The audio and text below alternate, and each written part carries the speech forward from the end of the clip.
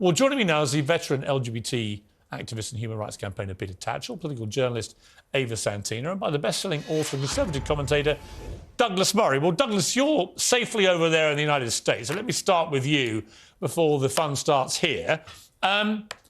This stuff reads like a joke, but it's really not funny when you get into the weeds of it.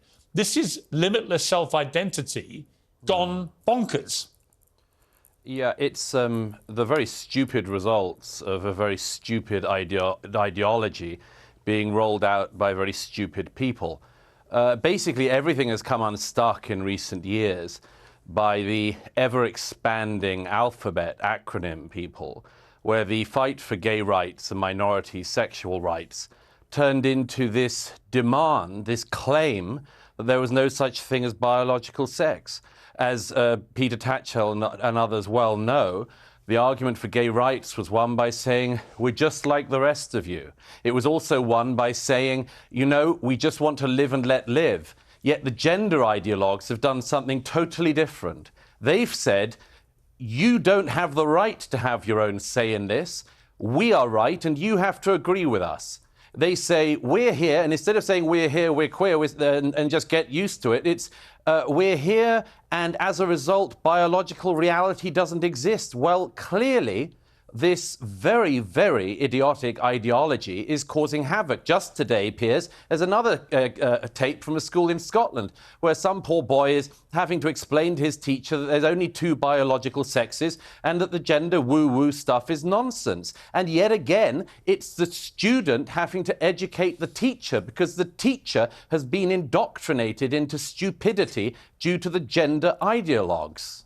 OK, Ava, you're laughing. Why? Well, it's just quite amusing, really. I mean, we're talking about children that are 12 and 13. I mean, when I was at school, I had a girl who identified as a horse, but not in this sort of, like, problematic way that we're now labelling it. She didn't actually think she was a horse. She was just quite strange and walked around and, you know... But nobody at the school then, no teachers would have tolerated that in the way that this is now having to be tolerated. No teacher would have tolerated bullying of that child, and that's what this teacher in Sussex has done. They've said it's not acceptable for boys in that class to take the mickey out of someone who's obviously clearly just a child, and they're exploring their imagination. Who says they're a cat? Yes, but... Piers, they're 12. And is actually interfering with the lessons by talking in cat language, including meowing, and if people don't go along with this, refusing to cooperate. Yes. That is not just having a bit of fun being a cat. That is actually assuming the identity of an animal that this person is not, and then insisting everybody else conform to it. That is madness. That's not what's happening.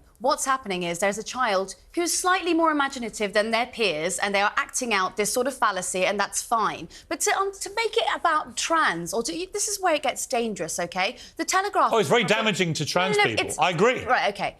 I agree with that. The reason it's most damaging, the Telegraph have been reporting this, it's up 400% in the last couple of years, them reporting trans issues. I don't understand why they've got this weird obsession with going into Let me explain why. No, it's quite gross. Let me explain why. When you have in women's sport 6'4" biological males destroying biological females at elite sport level in swimming pools, on racetracks, in other sports, that's when it becomes a full frontal assault on women's rights to fairness and equality. And when you include them going into dressing rooms and so on and mixing with biological females, then there's a safety issue. When you have, as we had in Scotland, a male rapist identifying at his trial as a woman to get put into a woman's prison and being sent there by the female boss of Scotland at the time, who's now obviously in her own troubles, that is why this is happening.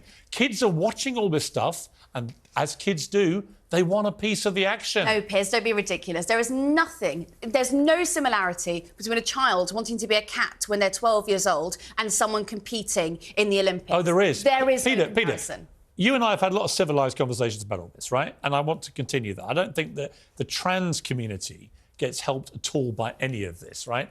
But I don't think it's the media obsessing. I think what you're seeing is, as the trans community get ever more active and populous, if you like, for want of a better phrase, and their activists get more aggressive, when they go to battle on things like women's sport, they're losing everyone and they're piling mockery onto the trans community. If we can go back to the Telegraph article. Yeah. It's quite mischievous. Out of the, I don't know, million or more pupils in our schools, they come up with 5 examples. 5 examples out of a million. Now, that's wrong. I agree it's wrong. But, as Ava says, the kids are just acting out fantasies. When I was a little kid, I wanted to be Robin Hood. But that's fine. That's fine. But the schools should not be tolerating it. But the schools are not. A teacher should not be saying, if you believe that women have vaginas and men have penises, you have to leave the school. That is complete nonsense. No. Right? In this particular case, the Telegraph cited this handful of examples. They were by teachers, individual teachers. They were not school policy. And in at least one case, the school disowned the teacher and the policy and said that it wouldn't happen again. But what about this case in Rye College? Well, yeah, I'm sure there are some examples of excesses. But on the basis of those exceptions, you can't make a generalised attack upon the school system and suggest that all our kids are being propagandised in this way, because it's simply not When you hear happening. that teacher, I think, to bring Douglas back in, when you hear that teacher, there's clear evidence of what we've all been fearing has been going on, which is a teacher caught on tape literally spewing nonsensical gender ideology propaganda. But one teacher. Yes, only one teacher. One teacher, tens of thousands. Well, hang on, one teacher caught on tape. Right, there have been many other instances of this being reported, but no one's actually had it on tape. It's a bit like, I would liken it to the Partygate scandal, when we finally got a video of the people having what was clearly a party. There have been lots of rumours about it. So now we have a teacher clearly on tape doing this But stuff. it's not official school policy. If I may, Schools across the country are Well, not, she's still, to my knowledge, this. she is still working at that school. Douglas. If I may, first of all, Ava rather unfortunately misspoke earlier when she said that the schoolgirl in question was acting out of fallacy. I think you meant a fantasy.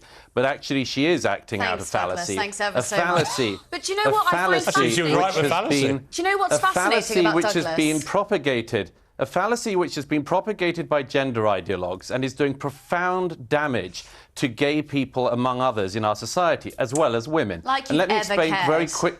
Let me explain very quickly why. I can't quite hear you, but I can hear you muttering something. Let me quickly explain why.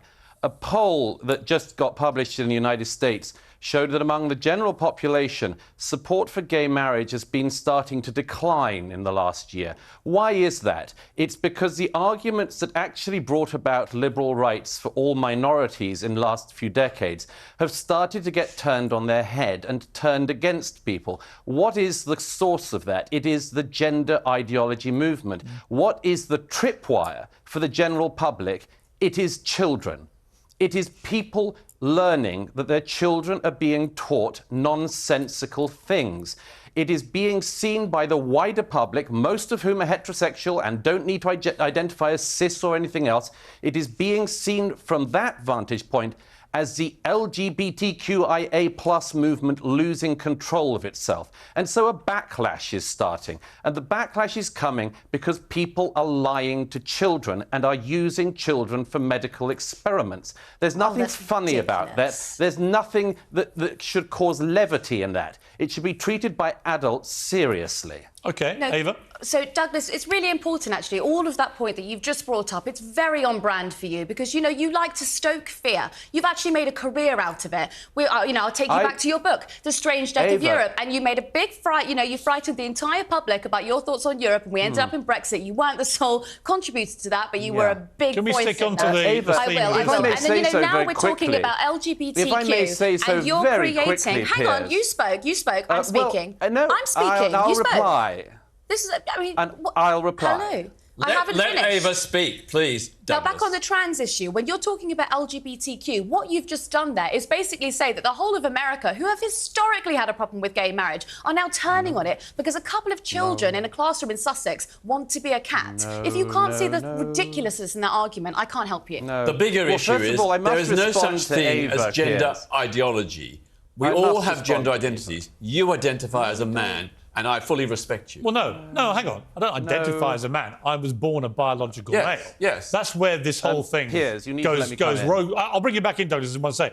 That's where the whole debate goes rogue.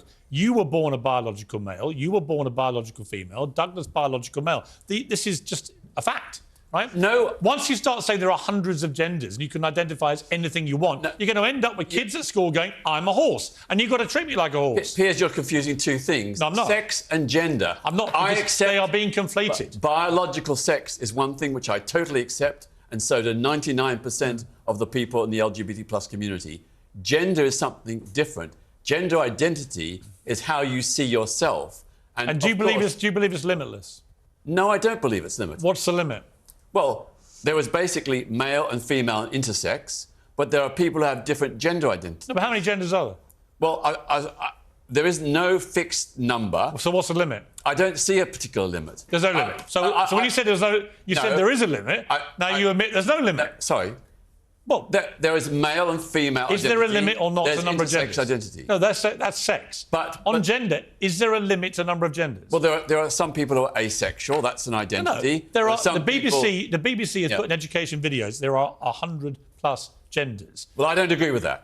So what is the limit? What's the number? Well, I'm not going to specify a particular number, but it's very small. But where do you draw the line? Well, I draw the line based on science and evidence. And we know that there is a thing called intersex, where people are born with a mixture of both. That is male, literally what it says on. That's what it says on the tin. That is intersex. Yeah. People are born with chromosomes from both, right? That is a medical condition. Yeah. That's inarguable, right? We're talking about gender. But trans identity is also a biological fact. I know, but once rooted in brain structures and processes. I understand it, but once as the new science shows. But once you get into 100 genders, people can we're not debating 100 genders. Well, actually, the BBC has taught kids that. This is back to Douglas's point about affecting the brains of impressionable young kids. Well, I don't agree with that. I don't agree with the BBC if they're saying 100+ genders. OK, Douglas. Very quickly, I don't know, Ava, anything about your career. I don't know if you have one.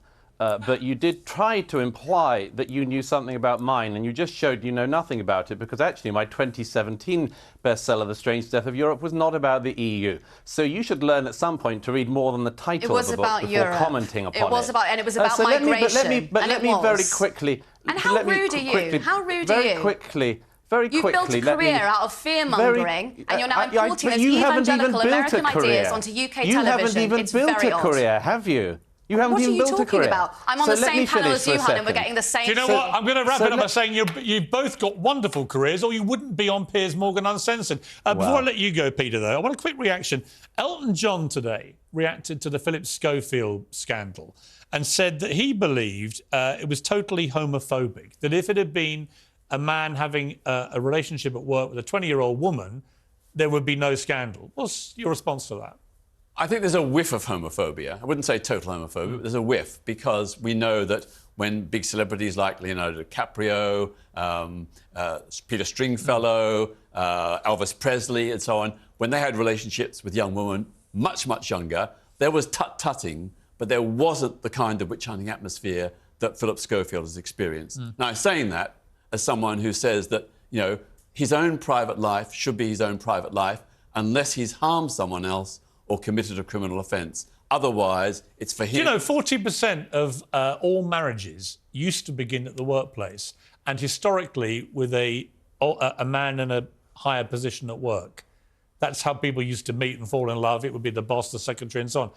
That's not going to happen anymore, is it? I mean, with the Schofield template now is you cannot actually really have any relationships at work. And my only response to that would be, OK, how are people going to meet their partners for life, actually? It's an interesting question socially. If 40% of marriages began at work and work relationships become taboo, where does that leave society? Online, though, isn't it, It's Gen Z now, it's all online. We don't talk to each other. There you go. There you go. The only thing we should be concerned about, was a crime committed? Was anyone harmed? We don't have any evidence of either in the case of... No, we don't at the moment, unless the other man concerned comes out and contradicts Philip Schofield's story.